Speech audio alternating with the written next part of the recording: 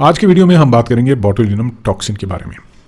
Botulinum toxin Botox, जिसको दूसरे नाम से जाना जाता है, एक न्यूरोटॉक्सिक प्रोटीन है जो bacteria which is Clostridium botulinum द्वारा प्रोड्यूस की जाती है। और ये जो प्रोटीन है ये एक डिजीज़ काउज करती है, बॉटुलिज्म जिसको कहा जाता है। काफ़ी सीवियर और फैटल कंडीशन है जिसमें मसल पैरालिसिस होती है। ये इसका मेन फीचर रहता है और काफ़ी डेंजरस जो है ये कंडीशन रहती है। इसको बहुत सारी चीज़ों के लिए मेडिसिन में स्टडी किया गया है और साथ साथ कॉस्मेटिक डर्मेटोलॉजी में भी इसको स्टडी किया गया है। साथ साथ बहुत सारी अलग अलग मेडिकल कंडीशंस में इसका यूज़ होता है। मॉलिक्यूलर स्ट्रक्चर की अगर हम बात करें तो बॉटुलिनम टॉक्सिन जो प्रोटीन है उसका मॉलिक्यूलर वेट आपका रहता है 150 किलो डाल्टन, और इसमें आपके पास एक हैवी चेन रहेगी विच इज़ 100 किलो डाल्टन और दूसरा पार्ट रहेगा light chain which is 50 kilo Dalton because of the size. और ये दोनों कनेक्ट होंगे आपस में with disulphide bond, single disulphide. जो हैवी चेन है वो रिसेप्टर के साथ बाइंड करती है, जो सेल के ऊपर रिसेप्टर रहते हैं। जो लाइट चेन है उसका एंजाइमेटिक रोल रहता है और फंक्शन इसका रहता है न्यूरोट्रांसमीटर रिलीज को टारगेट करना। नेक्स्ट बात करते हैं इसके फंक्शन के बारे में थोड़ा डिटेल में जाते हैं। ये जो प्रोटीन है ये एक टॉक्सिक प्रोटीन है और एक सिंगल पॉलीपेप्टाइड चेन की तरह रिलीज की जाती है।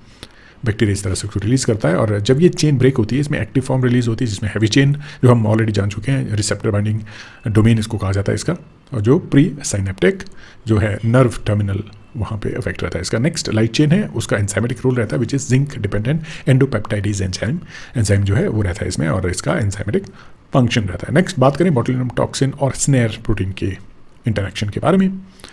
तो जो टॉक्सिन है जो प्री साइनेप्टिक मेम्ब्रेन है उसमें सबसे पहले इंटरलाइज हो जाता है, अंदर आ जाता है थ्रू एंडोसाइटोसिस, और वहाँ पे इसकी क्लीवेज होगी।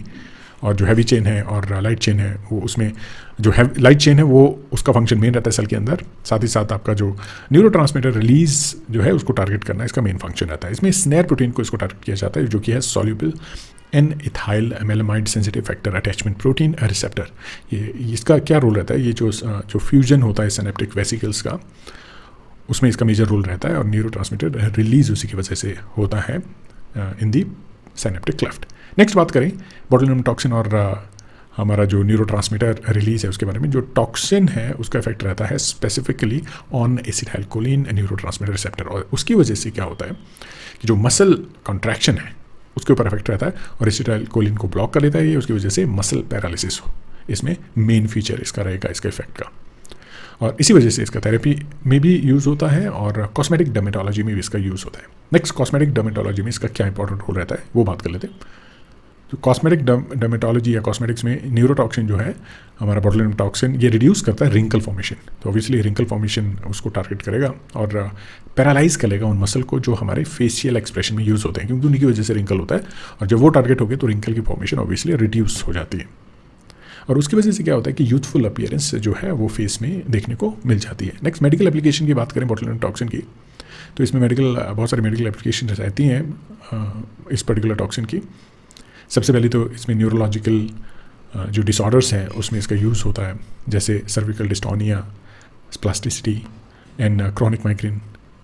बहुत सारी कंडीशंस हैं जिसमें इस टॉक्सिन का रोल रहता है और जो टॉक्सिन है ये हाइपर हिड्रोसिस जो कंडीशन है और ओवर एक्टिव ब्लैडर, बहुत सारी ऐसी कंडीशंस में इसका रोल रहता है। तो ये था आज के टॉपिक के ऊपर हमारा डिटेल वीडियो। उम्मीद करूंगा कि आपको टॉपिक की समझ आई है, इसमें आपने इसको पूरा देखा है वीडियो को। अगर पूरा देखा है वीडियो को then please support us, subscribe the channel, like करें वीडियो को, शेयर करें। और क्योंकि इसमें आपको कोई कॉस्ट तो एसोसिएटेड है नहीं, लेकिन आपकी जो सपोर्ट है वो हमें मोटिवेट करती है ताकि हम और भी वीडियो आपके लिए वीडियोज़ लेके आ सकें। और सारे जो वीडियोज़ जो हैं वो हर जगह देखे जाते हैं। तो thank you so much, please support करें और इसी तरह जुड़े रहें। धन्यवाद दोस्तों।